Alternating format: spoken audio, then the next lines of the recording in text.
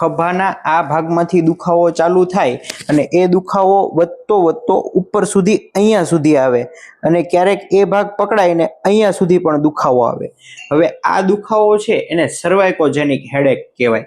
હવે જે સર્વાઇકોજેનિક હેડેકનો દુખાવો છે એ 3 થી 4 મૂળ કારણો છે એનાથી થતો હોય. કોઈક વાર જે મણકાઓ છે એના વચ્ચે નસના દબાણના લીધે થાય. કોઈક વાર સ્નાયુઓ વધારે થાકી ગયા હોય એના કારણે પણ આ દુખાવો થાય. સ્નાયુઓ થાકી જાય એટલે જે સર્વાઇકલના મણકાઓ છે એનો લોડ ના લઈ શકે. લોડ ના લઈ શકે એટલે ઇનડાયરેક્ટલી જે નર્વ છે એ અહીંયાથી દબાઈને અહીંયા સુધી દબાય અને ધીરે ધીરે ક્યારેક અહીંયા સુધી એ દુખાવો પહોંચે. એને સર્વાઇકોજેનિક હેડેક કહેવાય મેડિકલ ટર્મમાં.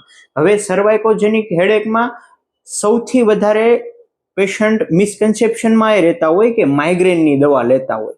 હવે સર્વાઇકોજેનિક હેડેક અને માઇગ્રેન એટલું અલગ છે કે માઇગ્રેન છે એ વાતાવરણ કે કોઈ ખોરાકથી એવી રીતે ટ્રિગર થતું હોય અને સર્વાઇકોજેનિક હેડેક છે એ ઝાઝા ભાગે દુખાવો કેવી રીતે ટ્રિગર થાય કે આખો દિવસનું કામ કર્યું અને વધારે જેમ થાક લાગતો જાય એવી રીતે માથું ભારે થતું જાય અને માથું ફાટે એવું દુખે. લક્ષણો થોડા ઘણા છે ને સેમ છે પણ એના જે કોઝ છે એનું મૂળ છે એ થોડું અલગ છે. અને સર્વાઇકોજેનિક હેડેક છે એને 100% આપણે ફિઝિયોથેરાપીથી સારું કરી શકીએ.